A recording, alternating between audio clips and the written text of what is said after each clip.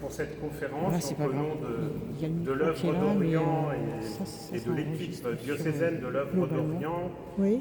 Eh bien, je tiens d'abord à remercier l'abbé Alexandre-Marie Robineau et la paroisse pour son accueil. Oui. Et l'abbé Robineau qui est à l'initiative de cette conférence et de l'exposition Passeurs d'espérance que vous pouvez voir dans cette église jusqu'à ce week-end. Alors, avant de vous dire quelques mots d'introduction sur l'œuvre d'Orient, pour ceux qui ne connaîtraient pas forcément ou qui connaîtraient de loin, comme je vous le disais, j'ai une mauvaise nouvelle à vous annoncer et une bonne. La journée a été un peu stressante parce que notre chère Églantine, qui devait être parmi nous ce soir, est depuis ce matin en arrêt maladie et donc n'a pas pu prendre son train pour nous rejoindre. Églantine, voilà, on regrette son absence et on lui souhaite un bon rétablissement. Des pèlerins vendéens l'avaient rencontré d'ailleurs lorsque nous avions fait, je crois, la 2e édition du pèlerinage à Paris à la découverte des églises orientales. Mais il y a une mauvaise nouvelle, mais il y en a 2 bonnes. Nous allons voyager ce soir. Et ça, c'est à l'oriental, on arrive à s'adapter, c'est extraordinaire. Et donc, nous commencerons par aller au Liban. Et nous serons... On m'appelle en même temps. Tac, voilà. Nous commencerons par aller au Liban, dans la banlieue de Beyrouth, où Vincent Gelot, malgré sa vie familiale, sa famille nombreuse, et puis le décalage horaire, bon, il n'y a qu'1 heure de décalage, mais il est 1 heure plus tard qu'ici, a accepté au dernier moment de changer son programme de ce soir et de nous parler. Alors Vincent est le directeur pays de l'œuvre d'Orient pour le Liban, la Syrie et la Jordanie, vendéen. Il vit depuis 10 ans dans la banlieue de Beyrouth avec sa femme et maintenant ses 4 enfants. Il est jeune, hein, il a 35 ans. Vincent est également écrivain, il a publié 3 livres, un magnifique livre avec des photos de son voyage au Moyen-Orient où il a fait tout le tour du Moyen-Orient avant Daesh en 4L. Voilà, un très bel album photo. Et puis un livre de poésie, il a écrit Nos fleurs du mal, avec les mots de notre société actuelle, avec le langage de Baudelaire. Et au mois de janvier dernier, il vient de publier une bande dessinée, Syrie, voilà, qui est sortie et qui évidemment est d'actualité. Vincent est également souvent en Syrie et il fait un travail exceptionnel. Comme il ne nous entend pas encore, je peux le dire, eh bien, les religieuses au Liban l'appellent pour beaucoup Monsieur Vincent, c'est-à-dire même des sœurs de Saint-Vincent de Paul. Voilà, il est vraiment sur tous les fronts, il connaît très bien également la Syrie, ce qui fait que le Quai d'Orsay a fait appel à lui pour installer la nouvelle délégation diplomatique française à Damas. Voilà. Et ensuite, nous irons en Arménie, d'ailleurs ils nous écoutent en ce moment, ils sont déjà en ligne, avec Blandine et Luc Bourreau. Alors on n'ira pas vraiment en Arménie puisqu'ils sont en France en ce moment, mais ils sont directeurs pays de l'œuvre d'Orient pour l'Arménie. Et d'ailleurs le groupe de pèlerins vendéens, il y en a plusieurs qui sont là ce soir parmi nous, qui se rendra en Arménie en septembre prochain, aura normalement la joie de les rencontrer sur place. Et avant d'être en Arménie, eh bien, ils ont passé 2 ans en Irak pour la même fonction. Alors, quelques mots sur les chrétiens d'Orient et sur l'œuvre d'Orient, je me retourne parce que je regarde, dès que Vincent Gelot sera connecté, eh bien, nous commencerons avec lui. Lorsque l'on parle des chrétiens d'Orient, donc on désigne les chrétiens qui vivent au Proche-Orient, dans la corne de l'Afrique, en Europe orientale et en Inde. Leur présence est croissante dans le reste du monde sous forme de diaspora. Alors, juste comme je vois que des personnes viennent de nous rejoindre et sont peut-être surpris de me voir parler à la place d'Églantine, eh bien, je redis en 2 mots, Églantine a dû annuler sa venue depuis ce matin, puis elle est en arrêt maladie, et donc nous allons avoir Vincent Gelot en direct du Liban et les bourreaux qui sont directeurs pays de l'œuvre d'Orient en Arménie et qui nous parleront des réalités de ces 3 pays. Alors les chrétiens d'Orient sont aujourd'hui regroupés dans 23 églises catholiques orientales. Donc ces églises, je dis bien catholiques orientales, donc je ne parle pas des églises apostoliques, orthodoxes, etc. Et donc ces 23 églises catholiques orientales reconnaissent la primauté du pape et adhèrent aux fondamentaux de la foi catholique. L'œuvre d'Orient est une association loi 1901 qui a été créée par des professeurs de la Sorbonne en 1856. Nous fêterons les 170 ans l'an prochain. Elle aide les chrétiens d'Orient à rester sur leur terre. C'est une œuvre d'église. L'œuvre d'Orient est placée depuis le début sous la protection de l'archevêque de Paris et elle est dirigée actuellement par Monseigneur Pascal Golnisch et comme vous l'avez certainement lu dans les médias, jusqu'en août prochain puisqu'il sera remplacé au mois de septembre par le père Hugues de Voilemont. Cette association s'appuie sur un réseau de 40 salariés et environ 300 bénévoles engagés dans tous les diocèses de France. La spécificité de l'œuvre d'Orient est qu'elle n'a pas de projet propre. Elle apporte un soutien financier aux communautés locales dans leurs propres projets, et ce dans 4 domaines: l'éducation, la culture, les soins et l'action pastorale. Elle agit en général dans la durée, mais elle répond depuis quelques années aussi à des crises ponctuelles, notamment depuis les crises en Syrie, en Irak, au Liban, en Ukraine et en Arménie. Merci, monsieur le curé. Désolé de nous accueillir. Bienvenue. Je voulais vous accueillir. On peut dire un mot. Ah non, je suis au cinéma, j'étais en prépa-mariage. Ah, prépa-mariage. Prépa-mariage et après ciné. Bonsoir. Excusez-moi de mon retard, je suis désolé, j'avais une préparation mariage. Voilà, donc je voulais être présent pour le début, mais vous avez commencé à l'heure? Oui, à 32. C'est pas normal. Toujours en retard ici. Non, merci. Merci Père Renaud. Oui, alors du coup, Églantine, malheureusement, n'a pas pu venir, c'est bien dommage, il faudrait qu'elle revienne, elle sera obligée de revenir. En tout cas, merci d'être là pour soutenir les chrétiens d'Orient, l'œuvre d'Orient. Il y a eu des collectes dimanche dernier à la sortie des messes. C'était un peu ce que voulait porter la paroisse Saint-Louis de La Roche-Chalon comme intention de carême, comme effort de carême cette année, avec 7 conférences prévues ce soir. Je crois qu'il y a un direct de Liban et d'Arménie, c'est ça? Oui. J'espère que ça marche, parce que en général, dans les usagers techniques. On a fait des essais déjà. On a un direct sur la... En tout cas, merci d'être présent.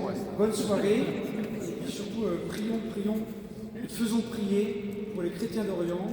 C'est tellement important et tellement peu connu, vraiment peu connu qu'il faut qu'on s'y exerce et qu'on y travaille d'arrache-pied. Voilà. Et Père Renaud s'y prête, s'il le fait, comme vous savez mieux que moi, de manière exemplaire. Donc merci à Renaud, merci à tous les bénévoles de l'œuvre d'Orient. Et très bonne soirée à vous. Merci beaucoup. Merci Alexandre. Bienvenue Vincent, on va te passer la parole dans quelques minutes. Je ne sais pas si tu entends. Là, on est Je vous entends. Est-ce que vous m'entendez bien? Oui, on t'entend très bien aussi, c'est formidable. Merci. Je finis juste une petite présentation, je te laisse la parole. Donc voilà, pour vous donner quelques chiffres, en 2021, donc l'œuvre d'Orient a soutenu plus de 1500 projets dépendant de 12 églises catholiques orientales, 60 congrégations religieuses domiciliées dans 23 pays du Moyen-Orient, de la Corne de l'Afrique, de l'Europe orientale et de l'Inde. Alors, depuis 2017, l'œuvre d'Orient a créé son service de volontariat pour prolonger ce soutien financier par une aide directe et favoriser le rapprochement entre les chrétiens d'Orient et ceux de France. Les volontaires sont envoyés pour des missions courtes d'été, de 2 semaines à 1 mois, ou des missions longues d'une durée de 6 mois à 2 ans dans différents pays. Ils sont envoyés en fonction des besoins exprimés par les communautés locales et validés par l'œuvre. Voilà, depuis 2017, on a envoyé à peu près 800 volontaires. Et les missions sont diverses et variées. Voilà, je vous ai fait tout à l'heure déjà une petite présentation de Vincent qui n'a pas pu entendre ce que j'ai dit, mais je t'ai déjà présenté. Donc, tu vas pouvoir nous parler ce soir un petit peu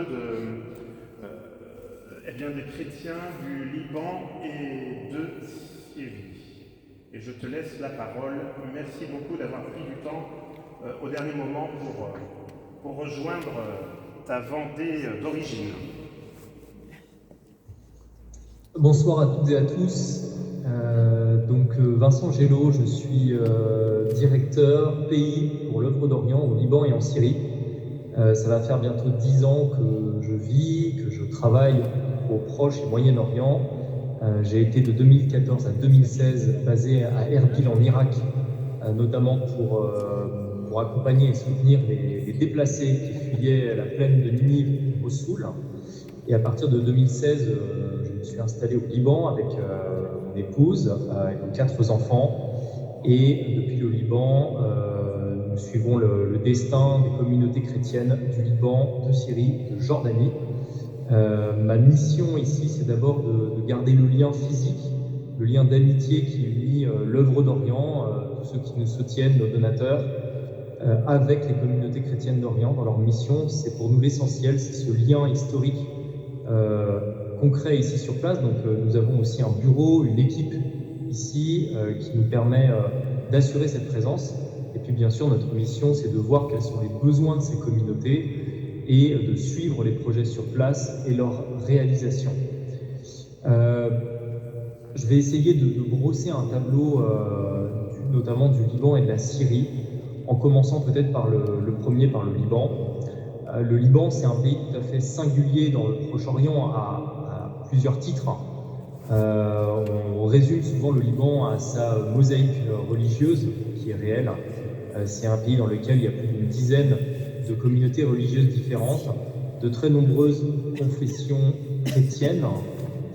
Mais la grande singularité du Liban, c'est d'abord que les chrétiens ici ne sont pas une minorité. C'est un pays, c'est le seul pays de la région où le président de la République doit être un chrétien maronite, ce qui est tout à fait unique dans la région. Et puis c'est un pays où il y a plus de liberté qu'ailleurs dans cette région.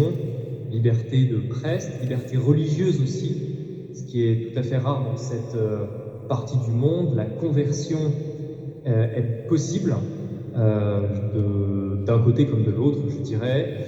La liberté de presse également est plus importante qu'ailleurs. Voilà, donc ça c'est important. Le Liban, je ne vais pas refaire l'histoire de ce pays, c'est un pays qui a une histoire longue, dense, etc. Mais je reviendrai peut-être sur ces dernières années qui ont frappé ce pays. Le Liban, comme vous le savez, a connu plusieurs crises dernièrement. On peut les faire remonter à l'année 2019, année où le pays a connu une vague de contestation dans les rues contre les élites politiques de ce pays, qui sont, pour faire simple, plus ou moins celles qui ont fait la guerre civile, avec les mêmes partis politiques, les mêmes familles, les mêmes personnes qui gouvernent ce pays en fait depuis plus de 40 ans. Cette vague de contestation s'est suivie d'un blocage bancaire de tous les comptes des Libanais, c'est-à-dire que concrètement les gens n'avaient plus accès à leurs avoirs, et en parallèle la livre libanaise, la monnaie locale, a dégringolé. Donc les Libanais ont tout perdu, riches, classe moyenne ou pauvres, tout s'est effondré pour eux. Ça c'est l'année 2019. En 2020, il y a eu la crise du Covid qui a frappé le monde, mais en particulier aussi cette région. Cette crise a été très mal gérée parce que l'État libanais est un État faillite. Et donc cette crise a été gérée de façon catastrophique, et cela a impacté dans tous les domaines de la vie, l'éducation, la santé, de façon bien plus saillante que je dirais chez nous en France. Et puis le 4 août 2020, vous vous en souvenez, il y a eu cette explosion absolument terrible dans le port de Beyrouth qui a ravagé une grande partie de la capitale, nos bureaux. Moi également j'étais sur place, donc ça a été un traumatisme pour la population de Beyrouth, mais aussi pour toute la population libanaise, parce que ce crime reste aujourd'hui impuni. Et donc là aussi, il y a un défaut de justice qui se poursuit jusqu'ici. Suite au 7 octobre 2023, les actes qui se sont commis en Israël, il y a eu dès le lendemain une attaque lancée par le Hezbollah contre Israël, et suite à ça, le Liban a été entraîné dans une guerre qu'il n'a pas choisie. Cette guerre, dès le 8 octobre 2023, a principalement touché le sud du Liban, et ce pendant un peu plus d'une année. Donc il y avait à peu près 100 000 déplacés au Liban qui venaient du sud, principalement des populations chiites, mais aussi sunnites et aussi chrétiennes. Et ces gens sont allés trouver refuge notamment à Beyrouth. Et à partir de la fin du mois de septembre 2024, il y a eu cette accélération de la guerre avec la fameuse attaque des Vipers, et puis une extension géographique des zones de bombardement, en particulier dans toute la zone de la plaine de la Bekaa, dans le sud du Liban et dans le sud de Beyrouth. Et donc en fait, c'est tout le pays qui a été concrètement entraîné dans cette guerre. Il y a eu, en l'espace de quelques jours, 1 200 000 déplacés au Liban, ce qui représente à peu près un quart de la population, pour un pays d'à peu près 6 millions d'habitants, qui accueillait déjà sur son sol environ 1 500 000 réfugiés syriens déjà, et 400 000 réfugiés palestiniens. Donc tout cela dans un contexte de crise économique, crise bancaire que j'ai rapidement décrit, et donc un appauvrissement de la population. Il faut imaginer que quand vous avez des centaines de milliers de déplacés qui se déversent dans le pays, eh bien, les zones qui ne sont pas touchées par la guerre accueillent les déplacés, donc elles participent à cette guerre. Et ça n'a pas été simple, évidemment, pour le reste de la population d'accueillir tous ces déplacés, en particulier en raison des tensions que cette guerre a générées, en particulier avec le Hezbollah, la présence importante de familles, notamment chiites, qui partaient de partout, mais aussi, encore une fois, de familles chrétiennes. On a beaucoup de villages chrétiens qui se sont vidés du sud Liban. Je pense à des villages, pour ceux qui connaissent, comme Ain Ebel, Al-Mashab, toute la région autour de Hormeich et Saïda. Donc ça a véritablement été une épreuve pour les Libanais, mais cette épreuve, ils l'ont traversée ensemble. On a notamment vu des monastères, des écoles qui se sont ouvertes pour accueillir ces déplacés, des familles même qui ont accueilli parfois des familles de villages voisins, d'autres confessions, sans savoir forcément qui ils accueillaient. Donc c'était pas simple, mais ils l'ont fait. Voilà. Je dirais que cette spirale négative dans laquelle le Liban a été entraîné depuis plusieurs années a paradoxalement rebondi suite à cette guerre cette accélération de la guerre qui a duré depuis fin septembre jusqu'à fin novembre, avec ce cessez-le-feu qui est arrivé, et puis le déblocage de la situation politique du Liban, parce que le Liban était sans président de la République depuis plus de 2 ans. Il n'y avait pas de gouvernement de plein exercice non plus, et donc ça a permis l'élection d'un président de la République, Joseph Aoun, la désignation d'un chef du gouvernement, Nawaf Salam, qui est donc sunnite, et la mise en place d'un gouvernement. Donc je dirais que cette guerre terrible, cette épreuve qui a touché le Liban a paradoxalement rebondi sur un déblocage politique, parce que le Hezbollah était l'un des facteurs bloquants de cette situation, ce drame politique, et donc on a pu rebondir, mais bon, néanmoins la situation est loin d'être réglée. Si vous suivez l'actualité, vous voyez qu'il y a encore des bombardements, le cessez-le-feu n'a pas été respecté. Hier encore, il y a eu des frappes dans le sud de Beyrouth, donc la situation sécuritaire est loin d'être réglée. Mais en tout cas, politiquement, on a un gouvernement, il y a un homme politique, il y a un président de la République. À cela, je voudrais quand même ajouter autre chose. Ça, c'est pour le contexte un peu politique. Au Liban, la grande singularité du Liban, c'est pas seulement sa mosaïque religieuse, c'est aussi que dans ce pays, le secteur public est non seulement dysfonctionnel, comme malheureusement dans beaucoup de pays du monde, en particulier des pays du Sud, mais aussi il est minoritaire. C'est-à-dire qu'au Liban, 80% des hôpitaux sont privés. Au Liban, seulement 15 à 20% des petits élèves libanais vont dans des écoles publiques. Tout le reste est privé. Et dans ce monde privé, évidemment, une partie est privée tel qu'on l'entend en Occident, c'est-à-dire à but lucratif, mais vous avez aussi tout un monde qui est un un monde privé à but non lucratif. Et ce sont notamment toutes les écoles tenues par les congrégations religieuses, les diocèses, les hôpitaux, les dispensaires, tout le tissu associatif libanais qui est très dense et qui forme aussi une des richesses de ce pays. Eh bien, tout ce monde-là, c'est un monde qui est privé, qui est à but non lucratif et qui rend un service public à la part majoritaire de la population. Et tout ce tissu-là, par exemple, si je parle des écoles chrétiennes du Liban, les écoles chrétiennes du Liban, c'est 200 000 élèves. C'est environ 20% des petits Libanais qui vont dans ces écoles. Et ces écoles, elles accueillent des enfants chrétiens et non chrétiens. Et donc, au-delà de l'apport académique qu'elles apportent, elles jouent un rôle de rencontre entre des enfants qui sont issus de confessions différentes, de milieux sociaux différents.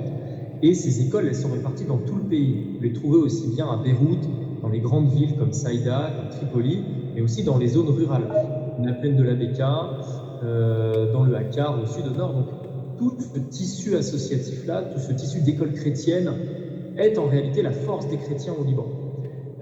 C'est pas seulement leur participation politique, parce qu'on a vu que durant toutes ces décennies, malheureusement, ça n'a pas fonctionné et que les partis politiques chrétiens traditionnels n'ont pas réussi et ont même participé, je dirais, à l'échec de la situation politique du Liban.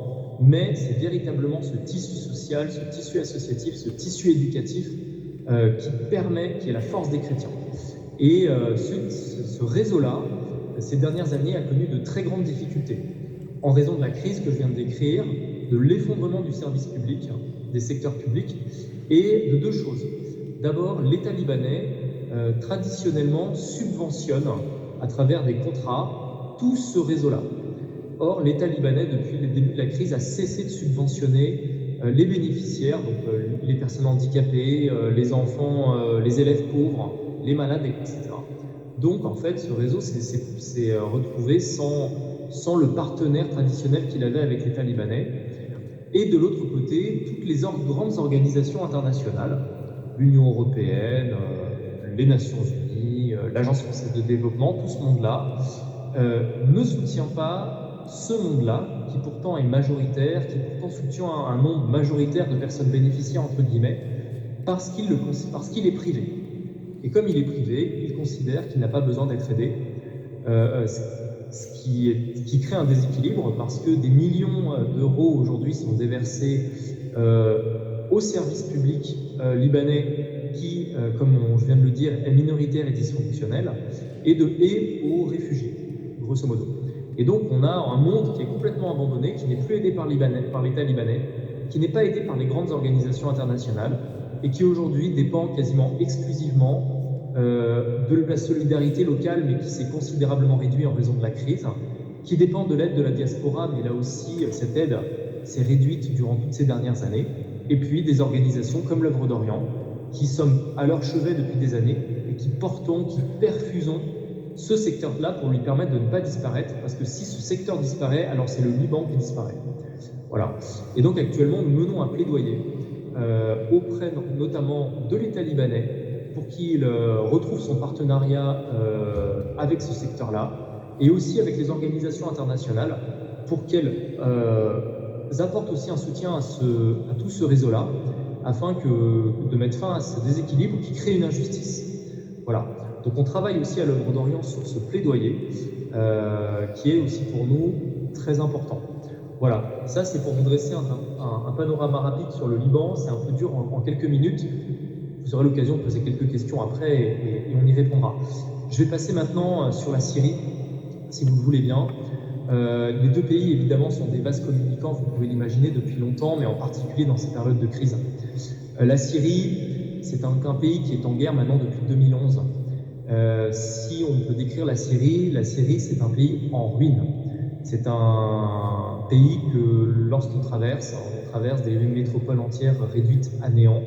Ce sont des villes comme Raqqa, détruite à 95%, Deir ez-Zor, détruite à 75%, Alep, Homs, une partie de Damas, un nombre incalculable de petits villages qui sont aussi par terre, un peu comme si chez nous, si vous voulez, vous aviez Nantes, Lyon et Bordeaux qui étaient quasiment détruites entièrement. Voilà. C'est un pays où 90% de la population vit sous le seuil de pauvreté, un pays où il y a 6 millions de déplacés internes, 7 millions de réfugiés en dehors du pays, Un pays qui a vécu les déplacements, les privations, les sanctions, donc les sanctions américaines, la loi César, les sanctions de l'Union européenne également, et puis un pays qui a vécu sous la dictature aussi pendant plus de 50 ans. Donc c'est une population qui est multitraumatisée, qui a été abandonnée, je dirais, sur l'autel des intérêts des uns et des autres, et qui a été oubliée. Et si vous voulez, durant toutes ces années, moi je me rends dans ce pays depuis bientôt 10 ans, c'est un immense sentiment de révolte et de colère qui me traverse à chaque fois, d'avoir laissé comme ça toute une population, autant de vies humaines, avec sous les sanctions et en même temps dans l'oubli, dans la non-aide apportée par la communauté internationale. Je pense notamment à toutes les régions, dans les villes que je viens de citer, Alep, Homs, Damas, où véritablement très très peu d'aides humanitaires sont arrivées ces dernières années, tout simplement parce que ces pauvres gens avaient le malheur de se trouver du mauvais côté de la frontière. Voilà. Ensuite, ça ne vous a pas échappé, le régime est tombé au mois de décembre, ce qui a produit naturellement en Syrie une vague de soulagement. Soulagement pourquoi? Parce que le pays était fermé sur lui-même, sans recours, sans solution. Mais ce soulagement n'a pas vraiment duré. Il s'en est suivi aussitôt de grandes vagues d'inquiétude, de grandes vagues d'insécurité aussi. Vagues d'insécurité qui ont mené au massacre, il y a quelques semaines, d'une partie de la population alaouite qui se trouve, vous voyez, une coupure d'électricité, c'est courant ici au Liban. Massacre d'alaouites on dénombre aujourd'hui plus de 1600 morts. Il y en avait vraisemblablement plus, j'y étais la semaine dernière, et ce qui s'est passé là-bas est absolument abominable. Ça a été un véritable massacre orchestré par des groupes djihadistes avec le laisser-faire des autorités sur place, comme me l'ont témoigné un grand nombre de familles des victimes qui ont perdu en l'espace de quelques minutes leurs frères, leurs pères, leurs parents, leurs enfants. Voilà. Donc si vous voulez, sur la situation de la Syrie, on est tout à fait inquiet. On est inquiet pour les Syriens et on est en particulier inquiet pour les minorités, en particulier nos partenaires chrétiens sur place. Pour vous faire un tableau sur la communauté chrétienne en Syrie, c'est une communauté autochtone, comme au Liban, comme dans cette région du Moyen-Orient. Ce sont les premières communautés chrétiennes qui ont essaimé dans cette région, depuis Antioche. C'est une communauté qui a la particularité d'être présente partout sur le territoire. Elle n'est pas cantonnée à une région particulière de Syrie, à la différence des Kurdes, par exemple, qui sont surtout dans le nord-est syrien, à la différence des Alaouites, qui sont surtout sur la côte, près de la Méditerranée, sur la montagne, à la différence des Druzes, qui sont plutôt au sud de la Syrie. Les chrétiens, eux, ils sont partout. Ils sont dans les grandes villes comme Damas, Homs, Alep, dans le désert, sur la côte. Donc, voilà, ils font, comme partout au Moyen-Orient, ce sel. Ils sont capables de vivre avec toutes les autres communautés. Et puis l'autre singularité des chrétiens, c'est cette grande mosaïque des églises d'Orient. Vous voyez, rien qu'à Alep, par exemple, on trouve 9 diocèses catholiques, orthodoxes, protestants, et voilà, des Grecs, catholiques, orthodoxes, des Arméniens, des Syriaques, des Chaldéens, de Maronites. Donc toute cette richesse qui forme la grande mosaïque des églises d'Orient. Les chrétiens en Syrie, c'est une minorité, et aujourd'hui, c'est pas seulement son avenir politique qui se joue en Syrie, c'est pas seulement un drame humanitaire qui se joue pour elle, c'est son existence, c'est sa présence dans ce pays.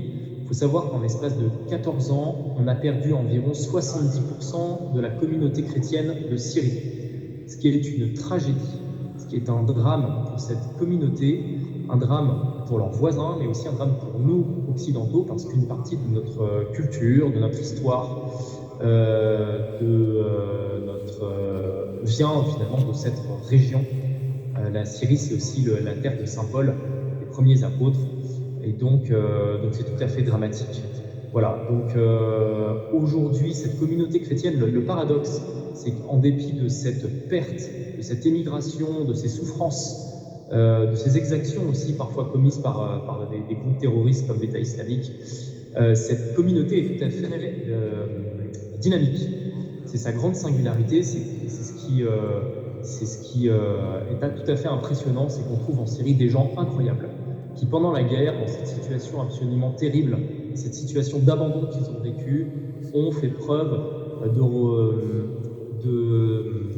de ressources tout à fait impressionnantes. Je pense notamment dans le domaine humanitaire. Le secteur associatif chrétien s'est développé pendant la guerre. On trouve un très grand nombre d'associations locales qui aident dans le domaine humanitaire, dans le domaine social, dans le domaine de la santé. Il y a aussi tout un réseau d'écoles, un réseau d'hôpitaux.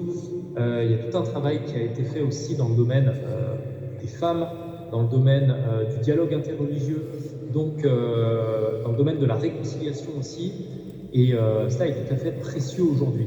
Et puis les chrétiens aujourd'hui, ils ont à cœur de jouer un rôle politique aussi dans cette nouvelle recomposition. Si on leur en laisse la place, évidemment, ce qui est toute la question, vous imaginez bien, aujourd'hui. Enfin, je dirais que la force des chrétiens, c'est le rôle de pont qu'ils jouent, pont entre l'Orient et l'Occident, rôle qu'ils ont toujours joué et qu'ils continuent de jouer, et puis pont entre les communautés en Syrie. Et là-dessus, je peux vous dire qu'aujourd'hui, avec ce qui vient de se passer, notamment envers la communauté alaouite, aujourd'hui, cette communauté alaouite qui est très mal connue, qui est une minorité également, qui est aujourd'hui, qui a la double peine parce qu'elle est associée à l'ancien régime, aujourd'hui se reporte sur la communauté chrétienne en lui disant on se reporte à vous parce qu'on n'a pas de voix, on n'a pas de relais à l'extérieur et aujourd'hui il n'y a que vous qui pouvez comprendre ce que l'on vit parce que les chrétiens aussi sont sur cette tangente. Les chrétiens aussi actuellement sont victimes dans certaines régions, notamment vers Homs et sur la montagne, d'actes d'humiliation, de discrimination, de vol, d'injustice aussi. Et donc aujourd'hui, ils peuvent jouer ce rôle aussi avec la communauté alaouite. Donc voilà, si vous voulez, aujourd'hui, sur la Syrie, on est à la fois sur une période d'incertitude, un vaste inconnu qui nous attend. Il y a énormément de défis qui attendent ce pays, défis sécuritaires, avec une résurgence aussi de l'État islamique, défis politiques, défis de la reconstruction. Voilà, c'est un immense chantier, mais on ne part pas de zéro. On ne part pas de zéro parce que pendant la guerre, ces gens, ils sont restés là, ils ont travaillé, ils ont œuvré pour leur population et aujourd'hui, on peut continuer à les aider. Donc nous, à l'Œuvre d'Orient, c'est le message qu'on essaye de porter auprès des diplomates qui viennent aujourd'hui en Syrie, auprès des nouvelles organisations humanitaires qui viennent et qui ne connaissent pas finalement cette partie du pays parce que les ponts ont été coupés il y a 13 ans. Le message qu'on essaye de porter, c'est que il y a des besoins humanitaires qui sont tout à fait urgents et vitaux et là-dessus, les chrétiens jouent un rôle. Il faut les aider eux et les aider à porter leur mission sur place. Et puis ensuite, politiquement, le message que l'on souhaite porter, c'est qu'aujourd'hui, en Syrie, il y a des minorités comme les chrétiens, sans doute les alaouites demain aussi, qui sont en danger. Et le fait d'appartenir à une minorité ethnique ou religieuse qui n'est pas stable, qui est en danger, ça devrait être un critère de vulnérabilité qui devrait être pris en considération par les organisations internationales et la communauté internationale. Et aujourd'hui, ce n'est pas le cas. Parmi tous les critères de vulnérabilité qui existent, on a des critères socio-économiques, des critères de santé, mais ce critère-là n'est pas suffisamment pris en compte. Et on voit bien que quand il y a des drames, des massacres qui sont opérés comme ceux que l'on a pu observer, malheureusement, on se trouve un peu impuissant pour soutenir véritablement ces communautés telles qu'elles sont. Voilà. C'était rapide. Si vous avez des questions, je vous en prie. Merci Vincent. Alors, est-ce que quelqu'un aurait une question sur le Liban, sur la Syrie? N'hésitez pas. Oui. Oui. Très bien, merci. Quelqu'un d'autre avait une question là? Non.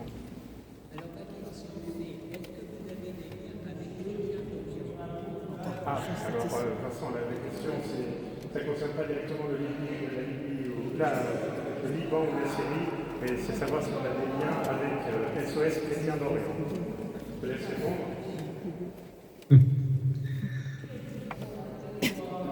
Bon, je sais pas si c'est vraiment le sujet ce soir, mais non, nous n'avons pas de lien avec cette association. J'ai pas trop envie de rentrer dans ce débat ce soir, pour être très franc. Là-dessus, je vous laisse consulter les prises de parole qui ont été prises par Monseigneur Gollnisch. Moi, ce que je peux vous dire depuis mon expérience de terrain, moi je suis sur place depuis maintenant une dizaine d'années. Personnellement, je ne suis absolument pas dans la même ligne que cette association.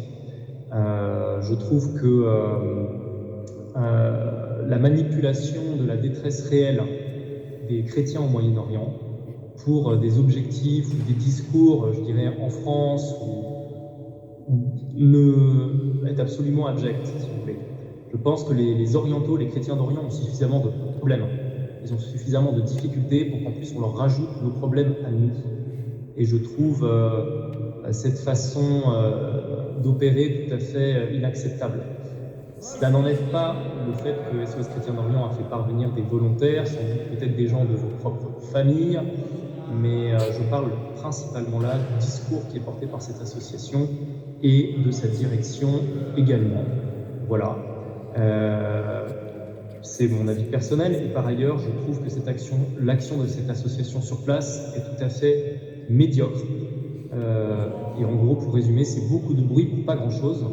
Vous avez tout un tas d'organisations chrétiennes qui font un travail admirable. Ici, je peux les citer, l'aide à l'Église en détresse, la mission pontificale, vous avez Fraternité en Irak également. Donc il y a vraiment une batterie d'associations chrétiennes qui font un très bon travail avec laquelle nous collaborons, mais pas avec cette association.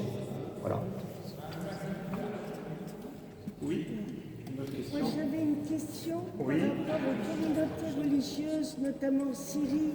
Il y a une sœur qui a l'air très très engagée, qui témoigne, qui nous fait parvenir des nouvelles en Syrie et qui se rend souvent sur place.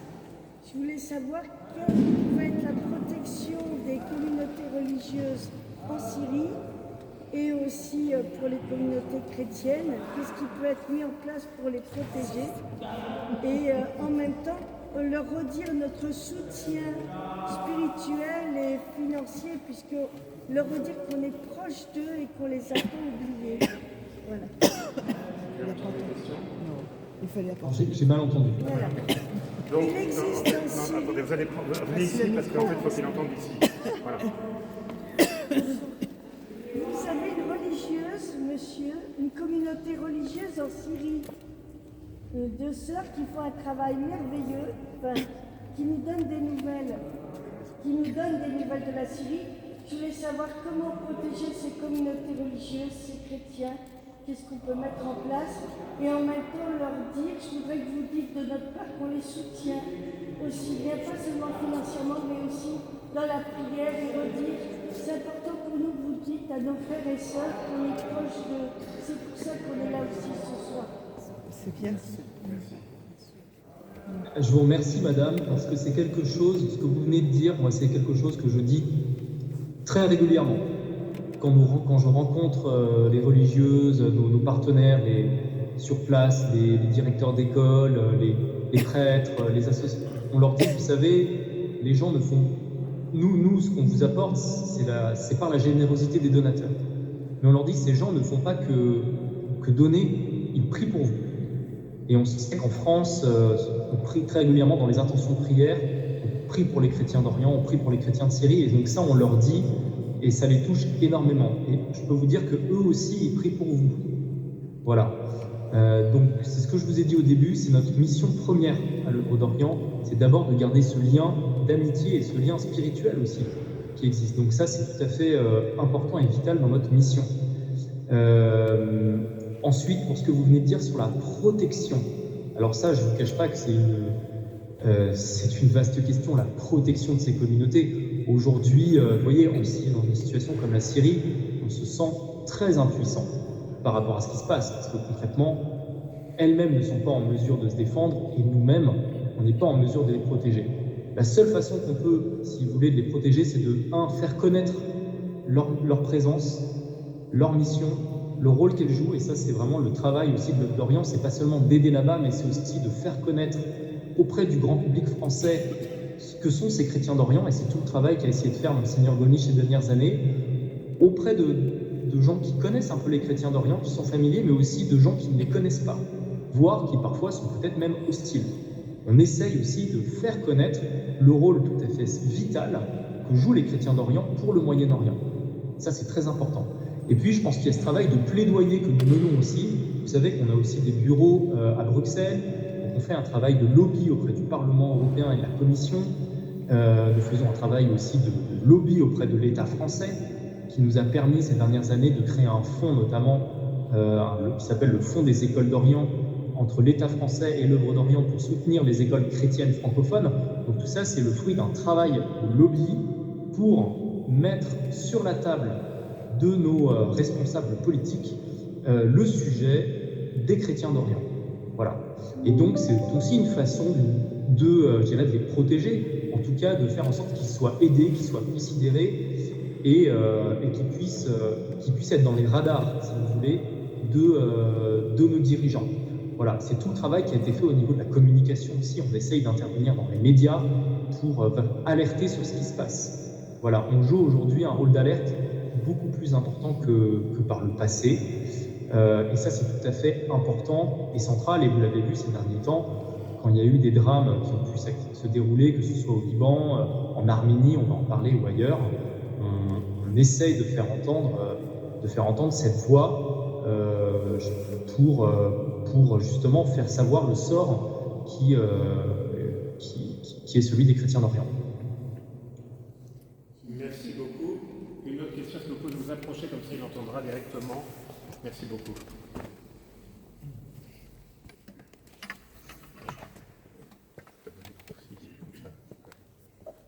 Je voudrais savoir si le Hezbollah est vraiment diminué et en nombre et politiquement pour vous. Ouais, le Hezbollah a quand même pris un gros coup sur la figure. C'est quand même, il a perdu son chef historique, Hassan Nasrallah. Il a perdu ses cadres en l'espace de quelques semaines. Il a perdu son parrain, l'Iran, qui est encore là, mais qui est quand même qui a pris de la distance aussi. Le Hezbollah était présent en Syrie, qui était un de ces zones. Il ne l'est plus aujourd'hui. Et aujourd'hui, une grande partie des zones de peuplement chiite ont été fortement bombardées. Donc le Hezbollah a perdu à ce niveau-là. Néanmoins, le Hezbollah a un ancrage ancien au Liban. Le Hezbollah, c'était un État à côté de l'État. Ils ont des écoles, des hôpitaux, un service social qui n'a pas disparu. Ils ont aussi des militaires. Une grande partie d'entre eux sont encore actifs. Ils ont encore des armements qui n'ont pas tous disparu. Une partie a été détruite, mais pas toute. Donc, ils sont encore présents. Ils peuvent encore riposter. Ils peuvent aussi avoir une action sur le Liban. Ils ont aussi un poids politique, certes diminué dernièrement, qui reste encore présent au Parlement libanais. Donc, ils n'ont pas disparu de la carte. Et c'est tout l'enjeu aujourd'hui au Liban. Les Libanais nous disent en fait, tant que le Hezbollah n'aura pas désarmé, on n'aura pas réglé le problème.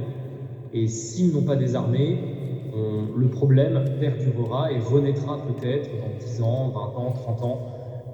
Voilà, donc c'est un enjeu majeur et sur l'avenir du pays en réalité.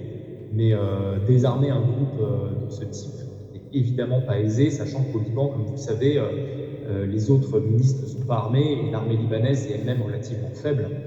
Donc c'est toute la difficulté. Et aujourd'hui, on essaie de comprendre ce qui se passe aussi, même par rapport aux Israéliens, mais on se dit qu'aujourd'hui, beaucoup de Libanais, je peux vous dire, souhaitent que le groupe Hezbollah puisse à un moment donné lâcher les armes, sachant que tout ces derniers mois, ça a été clairement plutôt une défaite de leur part, même si eux ne l'avouent pas. Mais clairement, la population libanaise a compris que l'axe de la résistance, comme ils se l'appelaient, n'étaient en réalité pas incapables de défendre le pays. Et donc leur présence en réalité n'est plus justifiée, parce que la présence du Hezbollah se justifiait par rapport à la résistance contre Israël, et les Libanais ont compris qu'ils n'en étaient pas capables. Autre détail, est-ce que le site de Beit Edin existe encore? Beit Edin, oui, bien sûr. Vous avez toujours le palais. Oui, non, ça n'a pas été détruit. Non, cette région du Chouf a été assez épargnée. C'est plutôt une région qui est peuplée par les Druzes, majoritairement Druzes, hein, avec aussi des villages chrétiens, sunnites, mais c'est principalement Druzes. Et cette région a plutôt été épargnée. C'est plutôt une région qui a accueilli des déplacés, pour le coup, pendant la période compliquée. Merci. Est-ce qu'il y a d'autres questions? Oui. Oui, venez, comme ça. Est-ce qu'on peut parler fort? Fort, mais je ne sais pas si... Oui, il n'entendra pas, lui. Vous entendez? Oh, allez, hop. Non.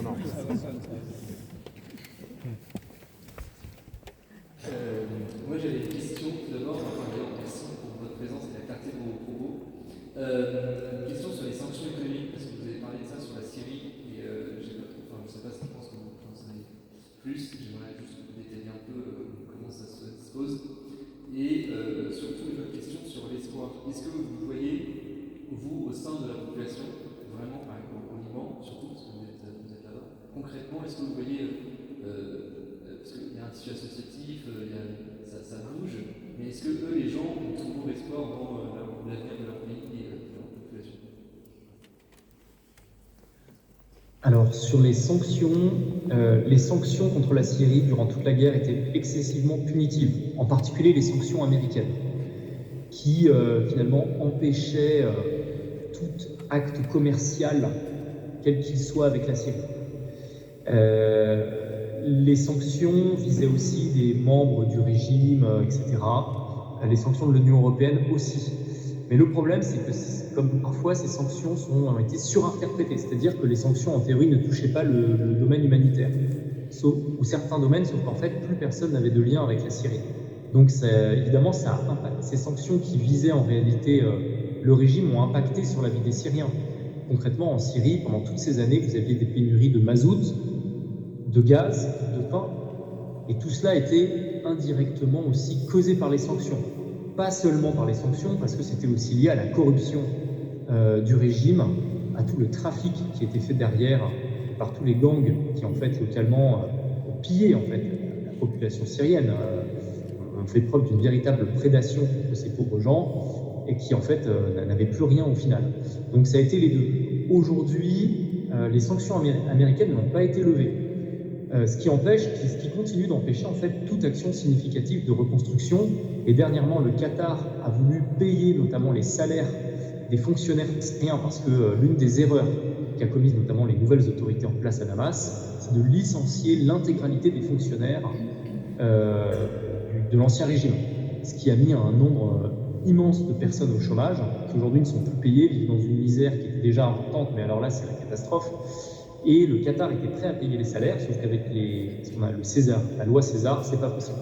Donc ce sont des sanctions extrêmement punitives. L'Union européenne, pour le moment, a fait une autre stratégie.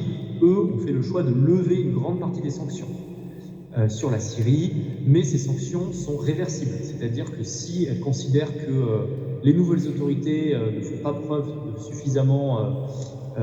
si elles ne sont pas suffisamment inclusives par rapport à toutes les communautés syriennes, si elles ne respectent pas suffisamment les droits humains, etc., ces sanctions pourront revenir. Donc c'est pour ça que c'est pas tout à fait clair. On a le sentiment que les Américains n'ont pas encore tout à fait décidé de ce qu'ils allaient faire sur la Syrie. Les Européens ont fait un pas en avant, ce qui, c'est mon avis, ce que je pense est bien, parce que honnêtement, il faut avancer, ne serait-ce que pour la population syrienne, mais néanmoins avec une prudence, en essayant de voir concrètement ce qui va se passer, ce que les autorités vont réellement faire de ce pays. Donc ça, c'est sur les sanctions. Sur l'espoir, évidemment qu'il y a de l'espoir.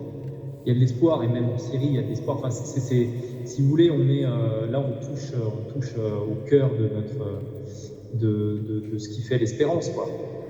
Le grand paradoxe, c'est que durant plusieurs années, on est dans une spirale extrêmement dure. Le Moyen-Orient, c'est quand même beaucoup de souffrance. des déplacements de population, des morts, des pertes, des destructions, l'effondrement économique, enfin tout ça, ça a brisé des vies entières. Mais malgré tout, on est dans un pays où, dans des pays où les gens restent rattachés à cette espérance, quoi. C'est-à-dire qu'ils veulent croire qu'ils ne sont pas là non plus pour rien. Et si vous voulez, moi le sentiment que j'ai, c'est que le Proche-Orient, c'est un peu le pouls du monde. Et que tout ce qui se passe ici, parce que tout est né ici finalement. Nos grandes civilisations, notre religion sont nées là. Tout ce qui se passe ici continue d'avoir des effets et des ondes partout dans le monde. Et on l'a vu dans les derniers, tout ce qui s'est passé dernièrement, ces dernières années dans la région. Donc oui, les gens gardent l'espoir. Les gens continuent à s'accrocher à cela et veulent croire que ce n'est pas la fin, qu'il faut continuer de rester. Et vous savez, moi, c'est aussi mon carburant personnel. Hein. Si vous voulez, quand on se projette un peu dans l'histoire de cette région, si on prend un peu de distance par rapport aux événements récents et qu'on se remet dans la longue frise chronologique de cette région, on a vu que dans l'histoire, parfois les populations chrétiennes ont été rayées de la carte.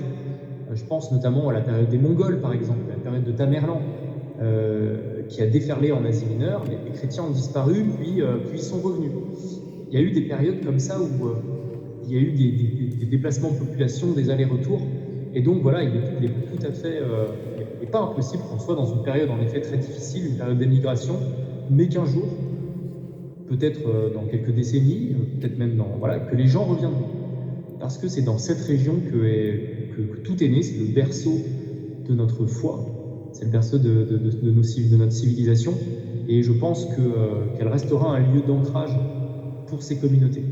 Voilà. Et que même si demain leur nombre diminue fortement, elles continuent d'avoir un rôle à jouer ici, un rôle pour elles-mêmes, mais aussi un rôle pour les autres, et un rôle pour le monde en fait, parce que c'est un message qu'elles envoient au monde en étant ici. Voilà, donc c'est pour ça que c'est important de ne pas les oublier, je crois que c'est ça l'essentiel.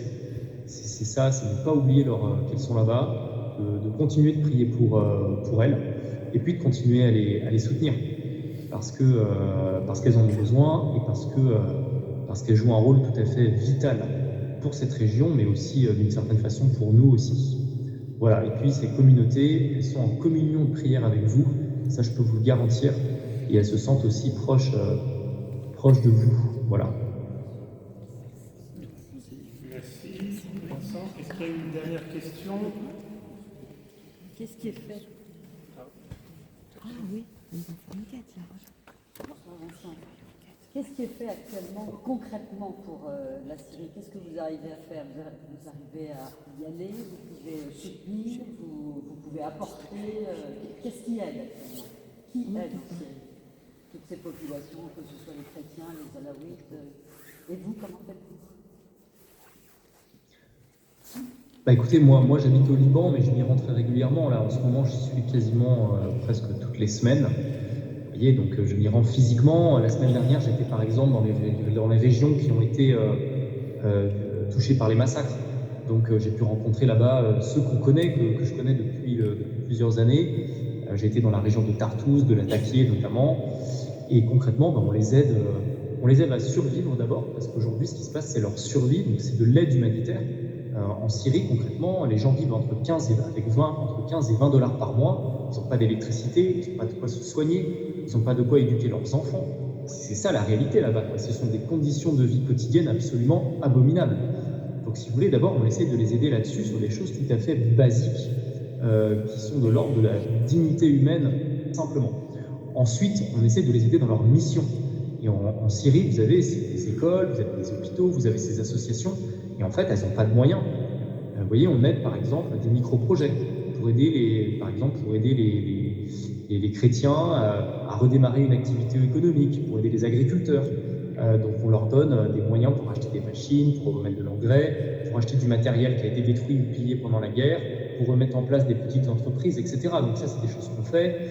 On aide, quand ce sont des écoles, on aide à payer les profs, on installe des panneaux solaires pour qu'il y ait de l'électricité. Quand ce sont des hôpitaux, on installe du matériel, on aide parce que les malades, les gens ne peuvent pas payer, donc les médecins ne sont pas payés. Donc on essaye, si vous voulez, on apporte une aide tout azimut. L'œuvre d'Orient en Syrie, vous voyez, chaque année, c'est à peu près 7 millions d'euros qu'on apporte en Syrie. Et au Liban, c'est environ 10 millions d'euros. Et ça, c'est votre argent, hein. C'est ce qu'on apporte, c'est ce que tous nos donateurs apportent, et c'est ce qu'on apporte concrètement chaque année. Donc cet argent, vous voyez, 7 millions d'euros en Syrie, c'est considérable quand on sait le niveau de vie moyen, mais on est très peu en Syrie à aider.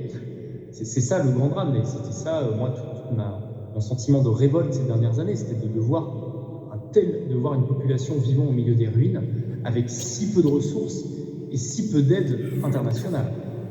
Et ça, c'est un immense scandale, je vous dis franchement, qui a été fait parce qu'on n'a pas voulu aider cette population, une partie de cette population, parce que comme vous le savez, la Syrie était scindée en trois. Il y a le nord-est syrien qui était aux mains des Kurdes, pour le coup alliés de la France, de l'Union européenne, de la coalition, de l'Occident. Le nord-ouest syrien, la poche d'Idlib, qui elle a aussi bénéficié d'aide, notamment de la Turquie, mais aussi de l'Occident.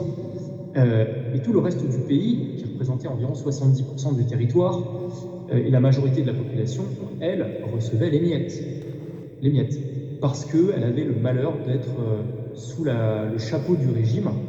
Et nous, le discours que nous portions pendant des années, notamment auprès du Quai d'Orsay, auprès de l'Union européenne, c'est qu'on ne pouvait pas punir une population de son régime, parce qu'elle était punie deux fois. Elle était punie par son régime et punie parce qu'on ne lui apporte pas d'aide, ce qui était scandaleux. Voilà. Donc, c'est tout un travail de lobby qu'on a fait, de dénonciation aussi qu'on a fait à ce niveau-là, parce que cette population, malheureusement, en était là. Donc aujourd'hui, le pays s'est rouvert. Donc aujourd'hui, on voit qu'il y a une volonté, je pense qu'il y a une volonté internationale d'aider les Syriens, mais en fait, il y a eu une telle absence durant toutes ces années qu'aujourd'hui, chacun cherche ses marques. Et puis, il y a un tel inconnu, une telle incertitude politique, sécuritaire aussi sur le pays, que les gens, on voit bien les organisations, les États, ils veulent revenir, mais ils cherchent comment.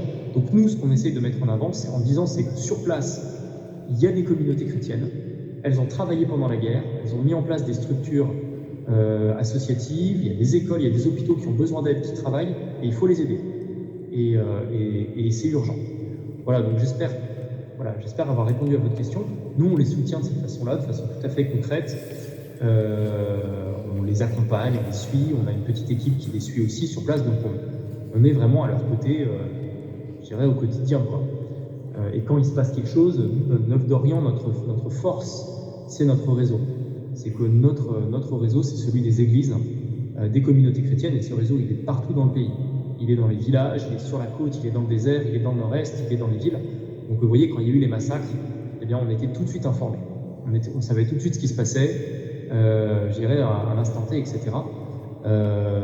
Et donc, moi-même, j'étais sur place quand ça s'est passé. Donc, on a vu un peu rapidement ce qui est en train de se dérouler. Et on a pu tout de suite agir, vous voyez, apporter une aide d'urgence, je pense notamment aux orphelins, parce qu'il y a beaucoup de gens qui ont perdu leurs proches dans cette opération.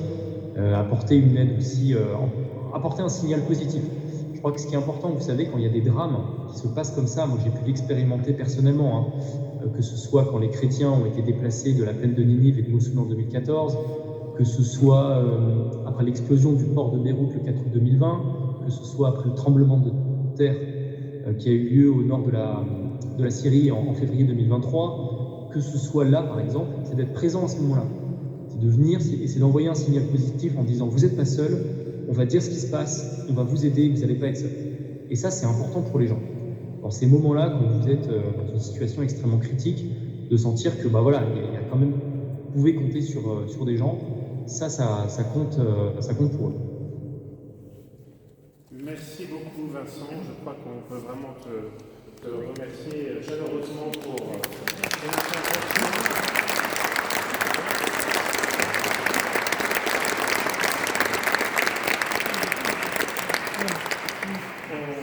On porte les chrétiens d'Orient dans notre prière, mais on porte aussi ta mission et celle de tous les volontaires qui t'accompagnent là-bas au Liban et en Syrie.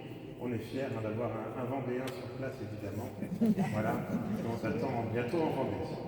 Merci beaucoup, on ne va pas te prendre plus de temps. Merci pour votre prière. Merci.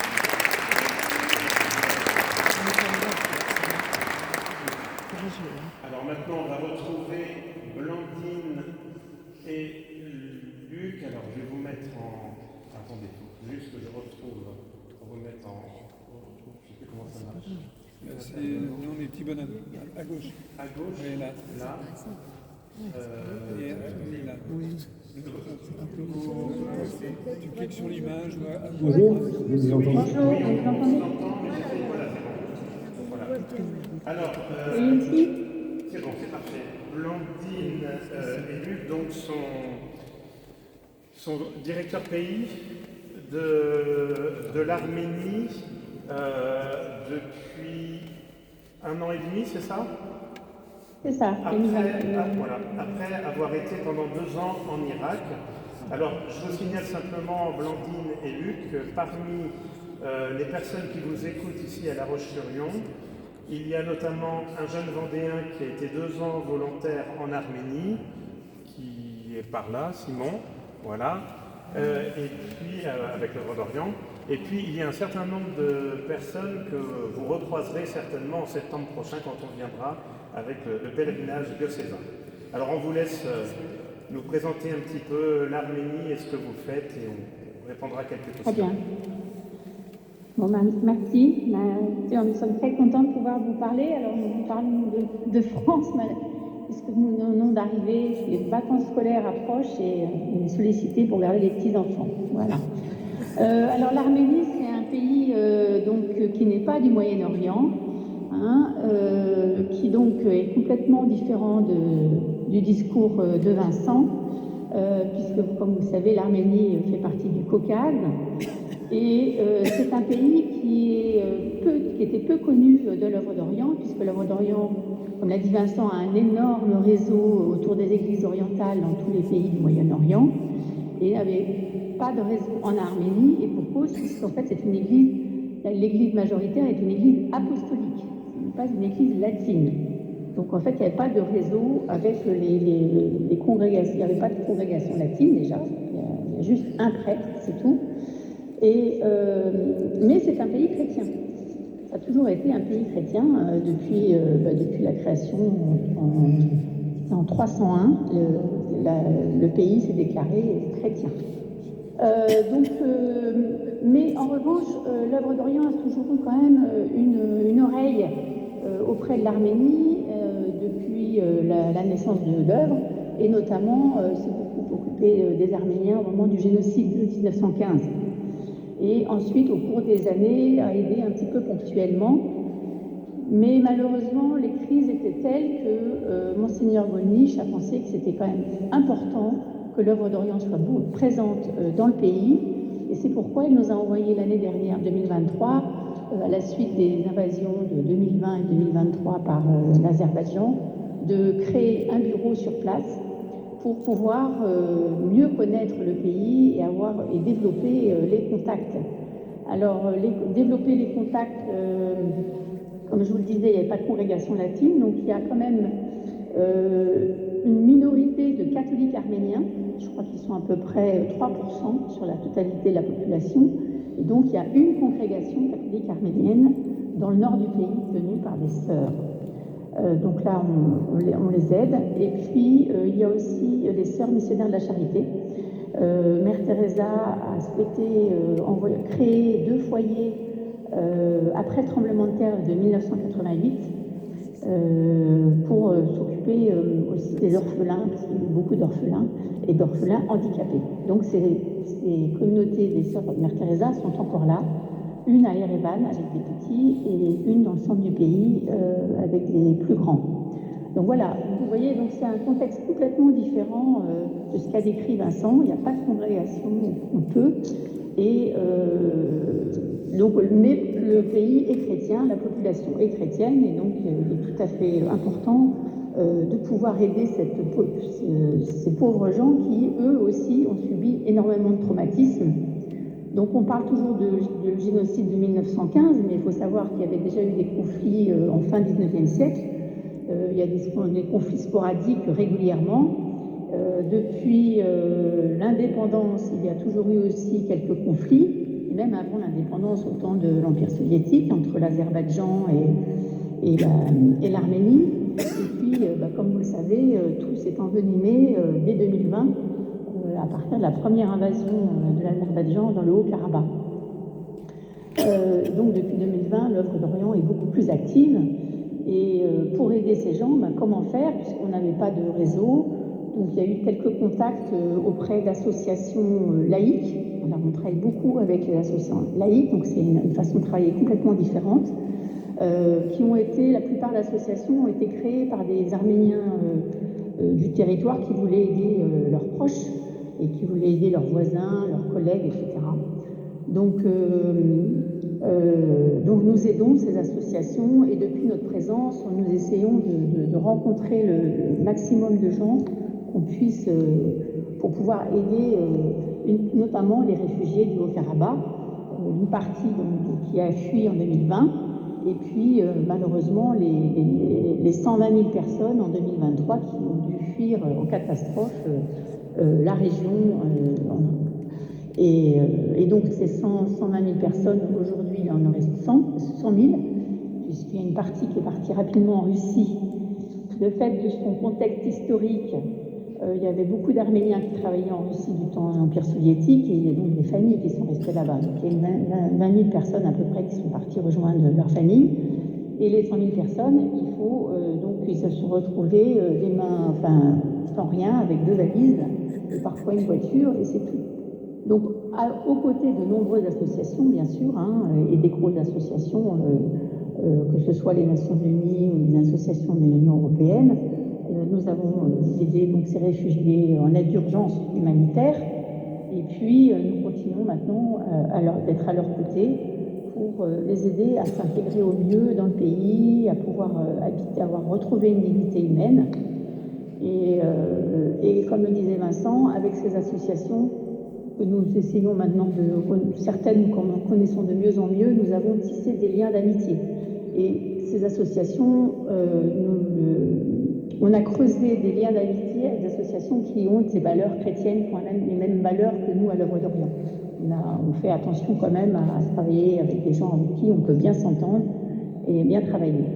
Donc l'Arménie aujourd'hui, c'est un pays d'une population qui est traumatisée, pas seulement par les derniers événements des précédentes années, mais depuis plus d'un siècle, en fait, ou même avant, puisqu'en fait, ils ont tout le temps eu donc, ces guerres avec leurs voisins, que ce soit la Turquie ou l'Azerbaïdjan. Donc c'est ça qui est terrible, ce traumatisme qui on va le dire, héréditaire. Donc il y a les gens qui vivent aujourd'hui le traumatisme des crises contemporaines, mais en fait ils héritent aussi de l'histoire familiale, où ils ont toujours perdu, la plupart ont perdu un oncle, un grand-père, un arrière-grand-père dans un des conflits. Donc il y a un traumatisme qui se transmet en permanence. Et donc nous on essaie vraiment, comme on peut, de les aider. Alors de les aider en aidant les associations qui vont faire venir des psychologues, il y a des centres spécialisés, notamment il y a aussi la maison du soldat avec tous ces pauvres soldats qui ont été blessés atrocement et qui ont du mal à se réintégrer dans la vie quotidienne. Donc on essaie d'aider toutes ces associations. Et je vais parler seulement du traumatisme. Alors on ne peut pas, au côté éducation, on aide également, mais au travers aussi d'associations, comme je vous le disais, qui ont été créées il y a maintenant 40 ans après ce fameux tremblement de terre, où il y a eu énormément de gens démunis et de jeunes démunis, et donc il y a eu des activités périscolaires et scolaires. Mais on n'aide pas proprement dit les écoles comme on peut le faire au Moyen-Orient, puisqu'on n'a pas de congrégation chrétienne francophone. Donc c'est assez différent. Au niveau de la santé, on aide évidemment beaucoup, puisqu'il y a eu, après ces guerres terribles, il faut aussi soigner ces gens. Donc on aide des associations qui viennent de la diaspora. Ça aussi c'est quelque chose qui est un peu différent des autres pays, c'est que l'Arménie est très soutenue par les diasporas. Alors les diasporas, c'est la diaspora russe, qu'on ne connaît pas, la diaspora américaine principalement et la diaspora française. Alors nous, évidemment, on travaille beaucoup avec la diaspora française, qui s'est réveillée en 2020. Une partie de la diaspora en France, en fait, a vécu le traumatisme du génocide de 1915, mais finalement ils se sont intégrés en France et ils ont un peu oublié l'Arménie, pour certains. D'autres n'ont pas oublié, ne sont pas retournés en Arménie, mais les parents ont voulu éduquer leurs enfants dans la culture arménienne. Et donc ces enfants, en 2020, se sont dit, il faut qu'on fasse quelque chose, il faut qu'on aide ces gens. Alors il y a des médecins, beaucoup de médecins qui se sont précipités pour aider les soldats. Il y a aussi des jeunes maintenant qui sont très sensibles, qui n'avaient jamais mis les pieds en Arménie, mais qui ont décidé de vivre en Arménie. On a rencontré plusieurs jeunes trentenaires qui ont eu une fibre arménienne pour revenir vivre en Arménie. Donc tout ça, ça fait qu'on a quand même un contexte assez particulier, mais et qu'on aide par nos liens, qu'on soutient aussi. C'est ce que disait Vincent, pareil, hein, on est toujours à l'écoute des gens. C'est très important de pouvoir parler avec eux, de les écouter. Et en plus, quand on rencontre les réfugiés du Haut-Karabakh d'une partie, mais aussi les Arméniens d'Arménie, ils sont très reconnaissants à la France. Donc c'est vrai, quand on se dit qu'on est français, tout de suite, la France. Alors pourquoi? Parce qu'en 1915, il y a des Arméniens de Turquie qui ont été sauvés par un amiral français. Donc ça, c'est resté dans l'histoire de l'Arménie. Et puis aujourd'hui, malheureusement, heureusement et malheureusement, la France est le seul pays à soutenir l'Arménie. Un seul pays européen, ouais. Donc ça permet de tisser des liens très profonds. Donc voilà pour la tourmente, on va dire. Mais heureusement, Luc va vous parler un peu d'espérance. Oui, bonjour à tous. Oui, donc on a structuré notre courte intervention d'abord sur la première séquence par Blandine sur la tourmente.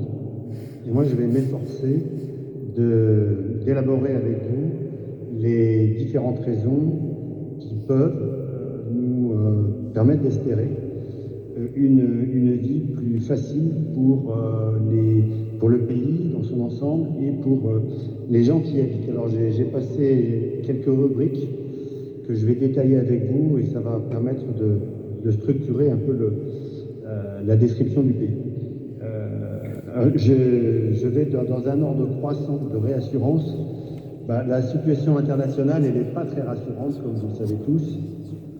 Elle n'est pas très rassurante parce qu'en fait, M. Aliyev, le président de l'Azerbaïdjan, veut probablement la disparition de l'Arménie et pas seulement le fait d'envahir d'abord le Haut-Karabakh, puis probablement le sud de l'Arménie pour relier la partie du Nakhitchevan qui est à l'ouest et qui est séparée de l'Azerbaïdjan principal. Et là, ça s'appelle le couloir du Zangezur. Effectivement, dans le dernier cessez-le-feu, l'Arménie avait reconnu la nécessité pour l'Azerbaïdjan de relier ces deux parties. Donc ça fait un point de force pour l'Azerbaïdjan, mais tout le monde pense que l'Azerbaïdjan a des visées plus importantes puisqu'il s'agit de réaliser le rêve du panturquisme, c'est-à-dire avoir un territoire turc de la mer Noire jusqu'au Kazakhstan à l'est. Donc voilà, situation internationale pas très rassurante, mais en fait ça peut bouger, parce qu'en ce moment tout bouge au niveau diplomatique entre la Russie, les États-Unis, l'Iran, et en fait la situation sécuritaire en Arménie dépend essentiellement du jeu des puissances entre la Turquie, la Russie et l'Iran. Donc si la Russie revient plus en selle, ça peut rendre service en fait à l'Arménie. Et donc il peut y avoir des raisons d'espérer de ce point de vue. En termes de politique interne, le système politique arménien, vous savez sans doute qu'il a changé en 2018 avec la révolution, une révolution menée par l'actuel Premier ministre Pachinian, qui a apporté effectivement un peu plus d'ouverture, un peu moins d'oligarchie, des oligarques qui ont été un peu mis à leur place, mais ils sont toujours là. Ceci dit, M. Pachini en a dit gadu. Il est un peu essoré après à peu près 7 ans de pouvoir, mais il n'y a pas de relève du tout. La seule relève possible, c'est le retour du régime pro-soviétique corrompu d'avant 2018. Donc, en termes de politique interne, il y a une grande résignation. Il y a beaucoup de critiques de l'actuel Premier ministre, mais finalement, il n'y a pas de relève. Le troisième point, c'est la religion. On peut se dire,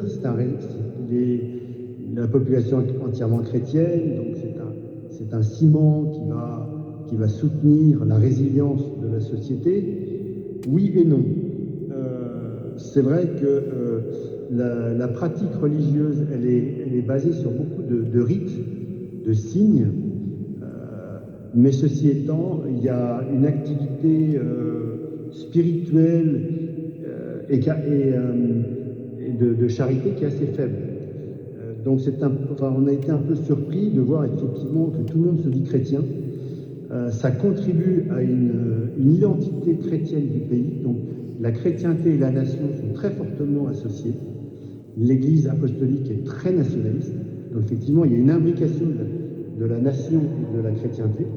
Donc ça crée un espèce de ciment, mais assez peu de pratique. Une spiritualité relativement limitée, mais une conviction que la chrétienté va aider quelque part. Après, on a touché un peu l'identité culturelle.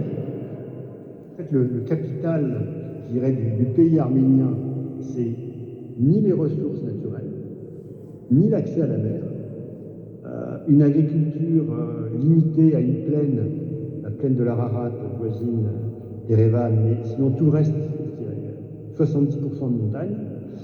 Donc effectivement, c'est le capital humain, c'est la culture qui est le socle de résilience de la société et des individus arméniens. Donc ça se concrétise par une grande capacité de la nation à transmettre ses valeurs, sa culture. Donc on voit effectivement beaucoup de classes visiter les musées de manière très attentive. On voit des signes, des panneaux, des affiches, des différents compositeurs, écrivains. Donc on est en contact permanent avec la culture. Et il y a énormément de théâtre, de chant, de musique. Il y a des prodiges, de jeunes prodiges arméniens qui se produisent partout en Europe. Donc effectivement, par rapport à un pays où il y a à peu près 3 millions d'habitants, on a l'impression d'avoir une effervescence culturelle qui est très étonnante et rassurante. Et effectivement, ça c'est un axe de résilience individuelle qui est très fort. Et d'ailleurs, on aide une association qui renforce la résilience de la société dans une région, dans les villages d'une région, en suscitant auprès des jeunes de prendre des initiatives culturelles vis-à-vis de leur patrimoine matériel ou immatériel. Donc cette association sensibilise des professeurs, sensibilise des jeunes, crée des groupes qui vont prendre des initiatives et qui vont devenir des citoyens actifs et responsables grâce à la culture. Donc ça c'est assez exceptionnel. Pour les réfugiés du Karabakh. Et pour les réfugiés du Karabakh, exactement. Donc là, on aide des associations qui maintiennent le dialecte du Haut-Karabakh, qui est légèrement différent de la langue arménienne principale, par du théâtre et également des musiques et des contes spécifiques de l'Artsakh. Parce que le risque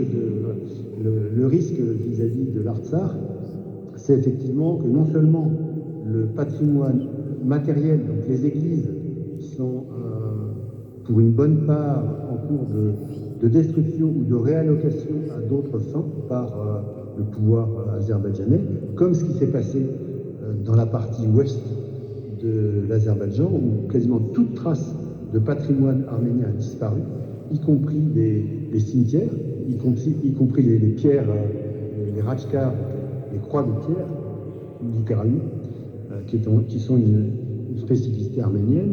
Donc le patrimoine architectural est en train de disparaître. Donc il est documenté par satellite ou en 3D, mais en fait maintenant, la seule façon de le préserver, c'est de le documenter, malheureusement. Et le patrimoine immatériel, donc les contes, les légendes, les chants, etc., est aussi à risque de disparaître, parce qu'en fait, les réfugiés se dissolvent, se répartissent dans la population arménienne, et sauf si on maintient leur culture par des centres culturels, elle va disparaître. Donc l'œuvre d'Orient est active pour préserver ce patrimoine, d'autant plus qu'on dispose d'un fonds spécifique d'un grand donateur qui a légué une somme substantielle pour l'œuvre d'Orient à des fins culturelles. Donc ça nous permet de nous concentrer sur cet aspect. Un cinquième point de force, c'est la diaspora, ça a été dit par Blandine. Donc la diaspora compte à peu près 10 millions de personnes, réparties donc en Russie, aux États-Unis, en France, au Moyen-Orient et dans certains pays européens de manière plus répartie, on va dire. Cette diaspora est très motivée. Elle connaît en général une réussite professionnelle significative, parfois exceptionnelle, et les gens n'oublient pas l'Arménie. Donc une part de la richesse arménienne vient de cette diaspora, avec beaucoup d'associations. Il faut toutefois noter qu'au niveau politique, la diaspora et le gouvernement arménien sont souvent sur des thématiques assez différentes, tout simplement parce que le gouvernement arménien est prêt à des compromis parfois très douloureux avec l'Azerbaïdjan, qui peuvent apparaître inacceptables par la diaspora qui voit sans doute plus loin que le prochain traité clé. Donc ceci crée des tensions, et ce qui me permet de dire que si les Arméniens ont une très forte culture, les Arméniens ont aussi une caractéristique, c'est d'avoir des difficultés à travailler ensemble. Les Arméniens sont très, très inventifs, très créatifs, mais en matière d'organisation et de gouvernance, on va dire que c'est perfectible. Donc voilà, il y a toujours un revers à la pièce. Voilà, donc en conclusion, on se rapproche de notre conclusion. Je dirais qu'on peut revenir à notre présence aux côtés de ces populations, soit réfugiées, soit vulnérables en Arménie. Donc nous, on a beaucoup appris. On a appris que l'Arménie était fort différente de la population de l'Irak qu'on connaissait bien au final. Ce sont des gens qui nous apprennent beaucoup. Si on part en Arménie en pensant qu'on va leur apprendre quelque chose, on revient en pensant qu'on a beaucoup appris à leur côté. Au niveau culturel, au niveau parfois de l'intelligence humaine, de très belles personnes qu'on rencontre. Je crois que nous, ce qu'on peut apporter modestement, c'est effectivement d'abord une grande fidélité, fraternité, amitié. C'est la marque de fabrique de l'œuvre d'Orient, une marque de fabrique qui nous convient à merveille. Et je pense sans s'en rendre compte, on apporte quelque chose. On a eu des marques récentes vraiment de très grande affection par des personnes en difficulté, en grande difficulté, mais qui sont un peu plus réservées que les personnes qu'on trouve au Moyen-Orient, mais qui, après quelques semaines et quelques mois, ouvrent leur cœur et sont extrêmement reconnaissantes que l'œuvre d'Orient, d'abord, et des personnes comme nous, passions effectivement du temps à leur côté pour les comprendre, les aider et faire passer des messages. On fait à peu près un travail équivalent à ce qui est fait pour le Liban et la Syrie, mais pour l'Arménie. Donc on a l'œuvre d'Orient un travail de plaidoyer auprès des autorités françaises et européennes. Donc on est très présent à Bruxelles pour que la cause de l'Arménie par rapport à ses voisins agressifs soit comprise et que des positions soient prises. Donc on est très satisfait de voir la position de la France, mais on aimerait que d'autres pays européens s'y joignent. Mais déjà, le soutien que la France fournit en termes politiques d'abord et en termes militaires bien sûr est extrêmement bien ressenti. Et on voit par les critiques de M. Aliyev, qui ne renonce devant aucun procédé, on voit que c'est utile, puisque si le soutien de la France était inefficace, je pense qu'il ne se donnerait pas la peine de nous critiquer. Donc, à la limite, je pense que l'efficacité de notre soutien est à la hauteur de ces critiques, et elles sont très fortes. Voilà, donc on apporte aussi un discernement sur les projets de soutien de l'œuvre d'Orient. On aide également d'autres associations qui n'ont pas de présence sur place. Donc l'aide à l'Église en détresse n'a pas de présence sur place. D'autres associations, l'Ordre de Malte n'a pas de présence sur place. Donc là, on est en soutien de ces associations quand elles en ont besoin pour les orienter. Et voilà, je conclurai là-dessus. Ce qui est important, c'est que l'Arménie et les Arméniens sentent ce soutien français continu, fidèle. Il y a beaucoup de jumelage entre des villes françaises. Il y a de nombreux pèlerinages, de plus en plus de pèlerinages, et c'est très bien ressenti. Et donc, pour conclure, on attend avec beaucoup de plaisir le pèlerinage des Vendéens en Arménie. Alors, nous, on n'est pas tout à fait vendéens, mais enfin, bon, on est en Bretagne Sud, alors bon, on va dire qu'on est voisins.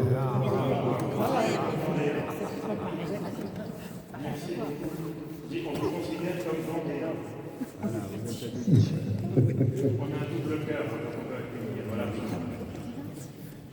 Merci beaucoup, Blandine et Luc. Alors, il va peut-être y avoir quelques questions, mais juste avant de laisser la question, je vous signale simplement que tout le mois de mai, il y aura à la cathédrale de Luçon une exposition sur le patrimoine du Haut-Karabakh, justement.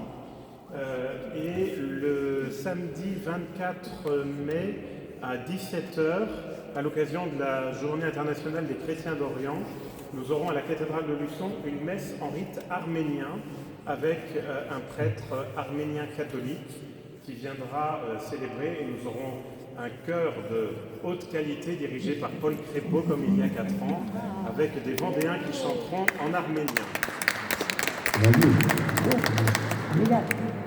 Alors, il y a une question ici, vous vous approchez comme ça, ils entendront à côté de l'ordinateur.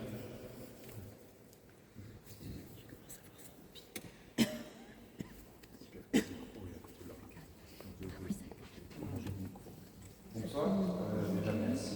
J'avais 2 questions. La première, c'était de savoir si la toute récente candidature de l'Arménie à l'Union européenne va changer quelque chose, et savoir si, à votre avis, elle est possible qu'elle se concrétise. Et deuxième question, c'était de savoir si réellement il y a des réactions de l'Iran par rapport à l'Azerbaïdjan qui veut conquérir cette région du sud de Syrie. Voilà, savoir si réellement elle mettait en action ces menaces. Merci. Ok, ce sont 2 points très pertinents. Merci. Sur le premier, en fait, le Pachinian avait été réélu en 2022 avec une plateforme pro-européenne. Et jusqu'à présent, on est en 2025, il ne s'est pas passé grand-chose. Donc, il a besoin de montrer qu'il a fait quelque chose. Et du coup, ce vote est surtout pour préparer sa future campagne. Mais il n'y aura pas de suite très concrète pour une éventuelle entrée, même entrer dans un processus de candidature. D'autant que l'Arménie fait partie d'un autre accord de sécurité avec les pays anciennement du bloc soviétique, et donc les deux sont totalement incompatibles juridiquement. Donc l'entrée dans l'Union européenne, si elle doit ou si elle devait se faire plus tard, ce serait beaucoup plus tard. Donc ça, c'est pour répondre à pourquoi il y a eu un vote. Donc ceci étant, ça fait de mal à personne de voter ça. Hein.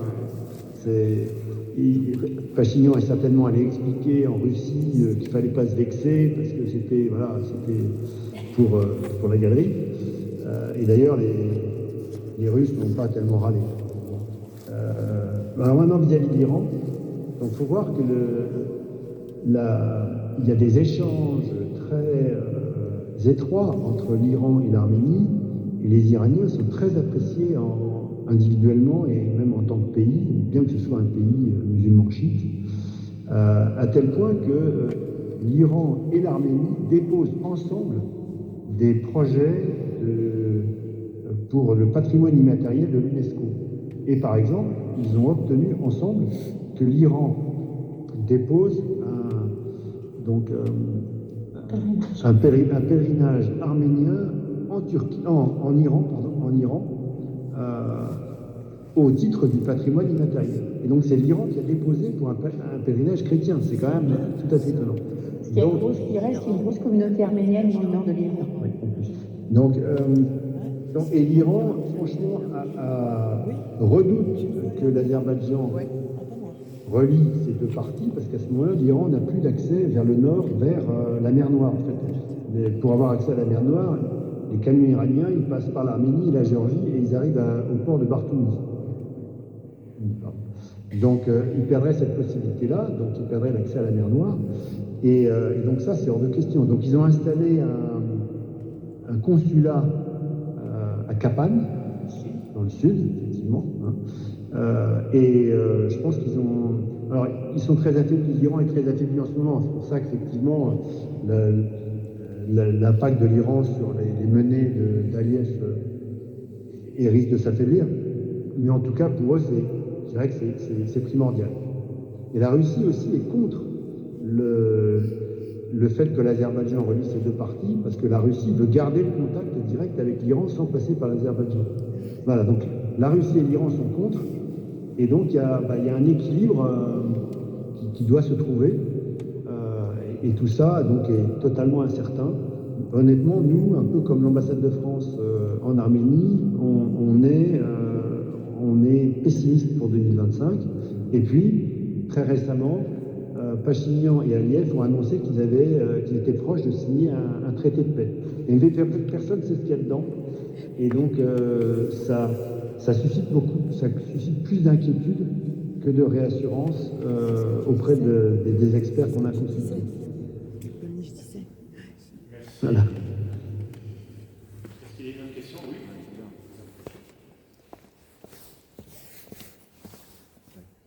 Bonsoir, merci. Oui, ça marche, il faut manger. La parole que vous portez, l'action que porte l'œuvre d'Orient, vous mettez-elle en danger en Irak d'abord, puis en Arménie ensuite? En fait, non. Alors, non, mais je vais donner des détails. Est-ce que c'est mieux en danger? Non, parce qu'en Irak, les chrétiens sont considérés comme des traits d'union, des médiateurs, des gens qui dialoguent avec tout le monde, et sauf dans certaines périodes de grande tension, notamment en 2008, 2010, où effectivement il y avait des milices qui s'en sont beaucoup pris aux chrétiens, des meurtres, notamment d'évêques, de prêtres, parce que des enlèvements, parce que les chrétiens étaient accusés d'avoir pactisé avec l'ancien régime. Ce n'est plus le cas. Il y a une sécurité suffisante en Irak. La seule chose, c'est qu'il y a toujours des cellules dormantes de Daesh, mais plutôt dans des endroits, dans le désert ou dans des endroits peu habités, et ils s'en prennent aux autorités, aux postes de police, aux checkpoints, etc. Donc nous, pour résumer, on était prudents, mais comme l'était Vincent Gélo quand il était en Irak, c'est-à-dire qu'on écoute beaucoup de gens et on se fait notre propre opinion des risques, et on ne va pas dans certaines régions du tout, et dans d'autres régions, on n'y va pas de nuit. Donc on est suivi par, enfin, on crée une politique de sécurité avant de partir en Irak, et après on la met en œuvre, et par ce biais-là, ni Blandine ni moi, on s'est senti menacés à aucun moment. Bon. Alors qu'on allait à Mossoul toutes les semaines. Mossoul, cité dont la vieille ville est entièrement détruite, et l'œuvre d'Orient a pris la responsabilité de 2 chantiers de reconstruction, de restauration d'églises majeures, une cathédrale et une très grande église. Et donc on y allait toutes les semaines, on ne s'est jamais senti menacé. Alors, on est vigilant, si on s'était senti à un moment menacé, on aurait pris d'autres dispositions, etc. Pour l'Arménie, là, on se sent en pleine sécurité localement. La seule chose, c'est qu'il y a une zone rouge. Alors l'Irak est complètement en zone rouge, et l'Arménie, il y a une zone rouge le long de la frontière avec l'Azerbaïdjan. Et on évite d'y aller, ou quand on y va, on est un peu prudent. Voilà. On n'y va pas très longtemps, que 2 jours, parce qu'effectivement, il y a des tirs sporadiques entre... alors on ne sait jamais qui commence, mais entre des soldats arméniens et des soldats azerbaïdjanais, ça peut arriver. Et donc, il ne faut pas se trouver au mauvais moment, au mauvais endroit. Mais pour répondre à votre question, non, on ne s'est jamais senti vraiment à risque. Alors, si Vincent nous écoute, il peut parler pour la Syrie, parce que c'est quand même intéressant. C'est un pays qui là, est encore proche d'une guerre civile. Bon, je ne sais pas s'il est... Bon, voilà, donc je ne sais pas s'il y a d'autres questions, mais voilà, c'est pas ma réponse. Merci beaucoup. Est-ce qu'il y a une autre question? Non, eh bien, en tout cas, on a hâte d'aller en Arménie et de vous rencontrer là-bas, de découvrir ce pays. Voilà, merci à tous d'être venus. Il n'y a plus de questions, donc on remercie.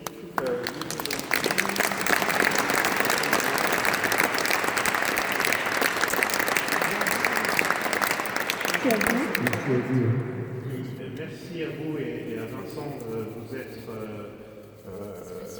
mis à disposition à la dernière minute. Voilà, un grand merci. Je vous propose qu'on termine ensemble en disant la prière des chrétiens d'Orient qui va vous être distribuée maintenant, la prière de l'œuvre d'Orient à Marie.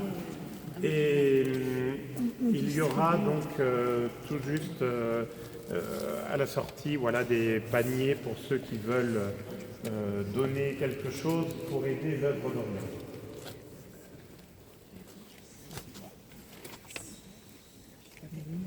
Nous pourrons nous mettre debout pour dire cette prière.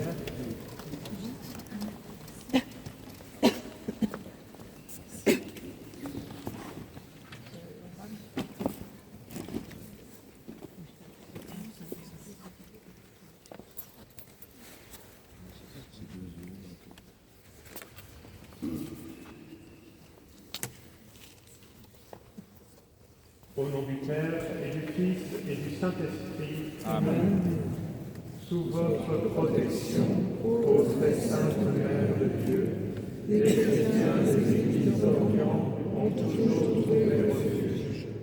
Assemblez les chrétiens d'Orient et d'Occident dans l'amour de votre Fils, afin que l'unité des églises ressemble à celle de la Trinité sainte, du Père, du Fils et du Saint-Esprit.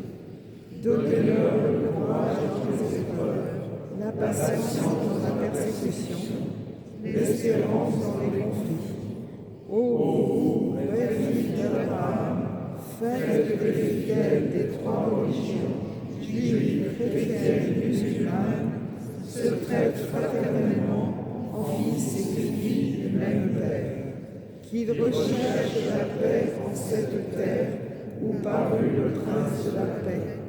Dans la fidélité à l'Église et à sa nation, inspirez aux frères d'Occident la gratitude envers leurs frères d'Orient et à tous la charité qui fait vivre et croire au salut que le Père offre à tous les hommes. Ô Vierge comblée de grâce et de bénédiction, intercédez pour nous. Au nom du Père, et du Fils et du Saint-Esprit. Amen. Bien, merci encore à tous d'être venus et bonne soirée, bon retour. Merci beaucoup.